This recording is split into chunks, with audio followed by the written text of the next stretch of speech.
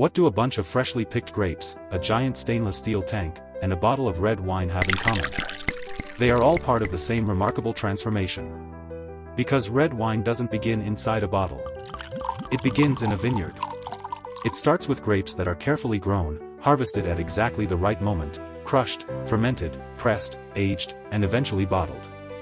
And somewhere along that journey, something extraordinary happens. The natural sugars inside the grapes are transformed into alcohol, while the skins, seeds, yeast, temperature, and time all help shape the color, aroma, flavor, and character of the finished wine. So how does a simple grape become the red wine sitting on a supermarket shelf or being poured into a glass at a restaurant?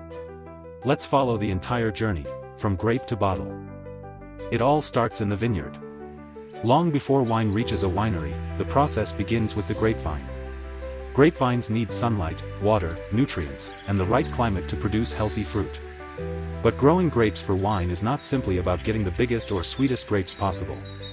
Winemakers are looking for a careful balance between sugar, acidity, flavor, and ripeness. As the grapes develop, their chemistry changes. The sugar level rises, acidity changes, and the flavors and aromas inside the fruit become more developed. This is why the timing of the harvest matters so much. Harvest too early, and the grapes may not have developed enough flavor or sugar. Harvest too late, and they can become overly ripe, changing the character of the resulting wine. Eventually, the winemaker decides that the grapes are ready.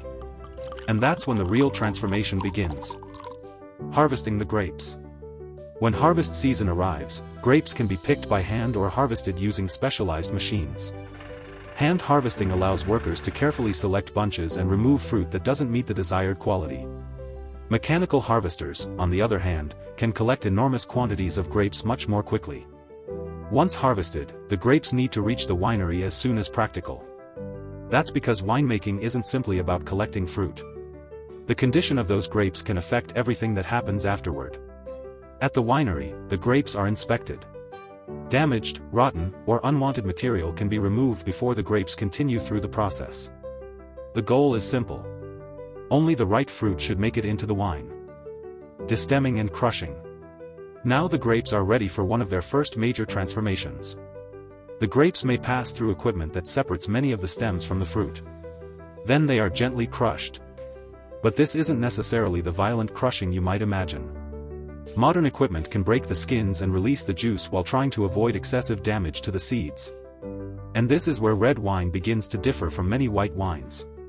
With red wine, the juice normally remains in contact with the grape skins during fermentation. That contact is extremely important. Because the skins contain pigments, tannins, and many of the compounds that help give red wine its color, structure, and flavor. So instead of immediately separating the juice from the solid parts of the grape, the winery allows them to stay together. The secret begins: maceration. At this stage, the crushed grapes, including their juice, skins, and sometimes seeds, form what's known as the must. And now something fascinating begins. The juice starts extracting compounds from the grape skins. This process is called maceration. The longer and more intensely the juice interacts with the skins, the more influence those skins can have on the finished wine. This is one of the reasons red wine can have such a deep color. The skins contain natural pigments called anthocyanins. As the juice remains in contact with the skins, these pigments are extracted into the liquid. But color isn't the only thing being extracted. Tannins and flavor compounds also move from the skins and seeds into the developing wine. And then comes the most important transformation of all. Fermentation.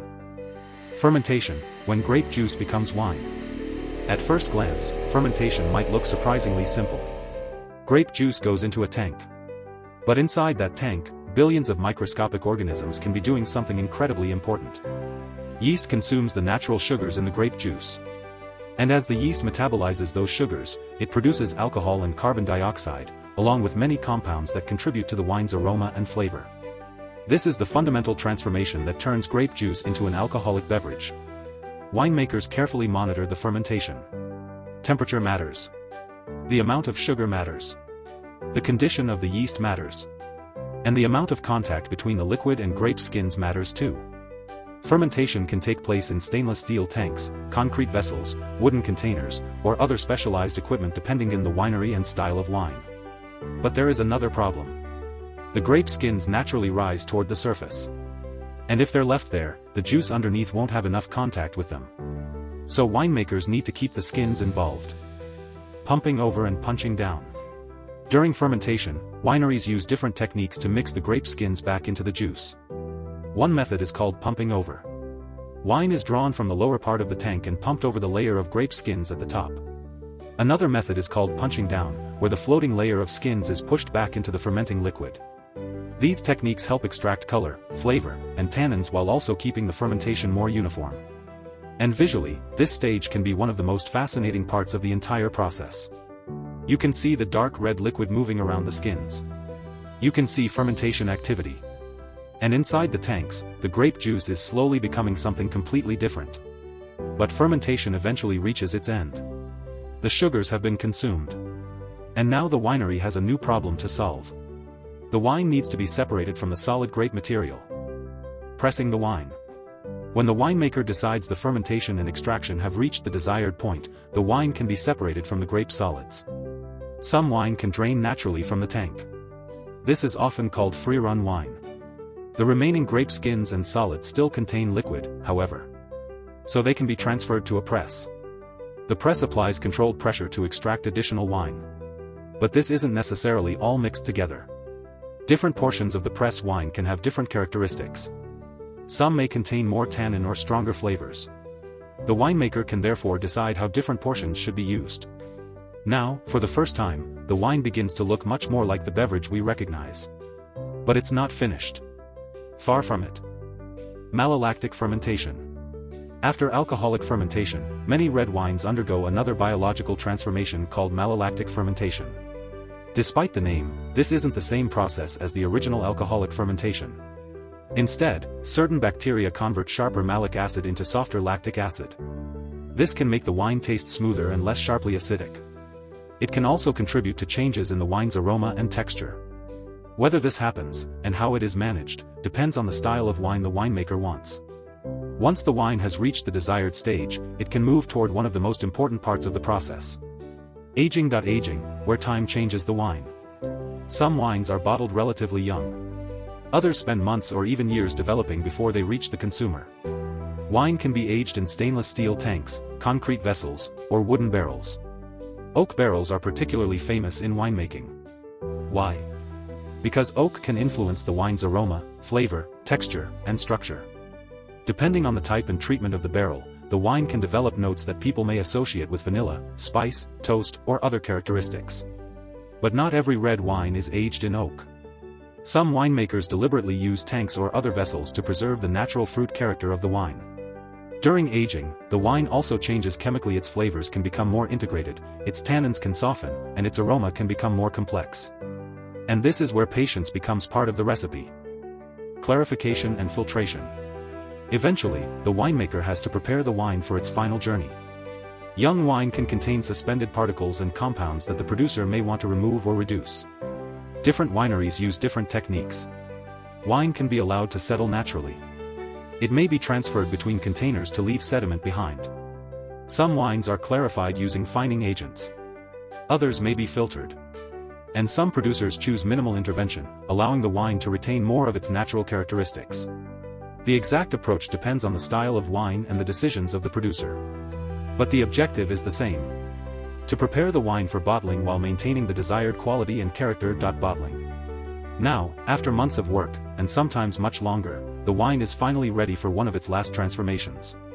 Bottling. The wine is transferred into bottles using carefully controlled equipment. The bottles are filled to the correct level, sealed, and then labeled. Some wines are sealed with cork. Others use alternative closures such as screw caps. The choice depends on the producer, the wine, the market, and the intended style.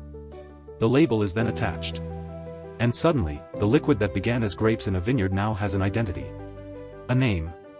A vintage. A producer, and a bottle ready to leave the winery. From winery to the world. But the journey isn't finished yet. Bottled wine may be boxed and transported to warehouses. From there, it can travel across cities, countries, and even continents. Some bottles eventually arrive at supermarkets.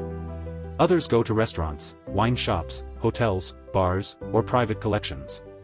And after everything that happened in the vineyard, winery, fermentation tanks, barrels, and bottling line, the wine is finally ready to be opened. From grape to glass. Think about what you're looking at when a glass of red wine is poured. It may look simple.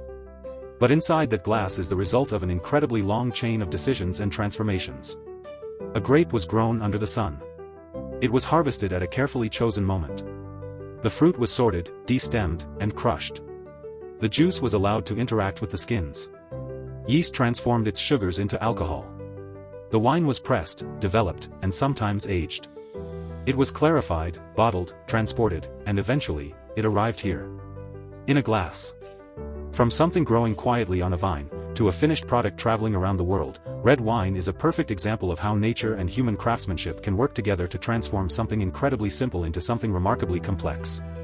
And the next time you see a bottle of red wine sitting on a supermarket shelf, you'll know that its journey began long before the bottle was ever made. It began with a grape. And that's how red wine goes from grape to bottle. Origin explained. The hidden stories behind the things we know.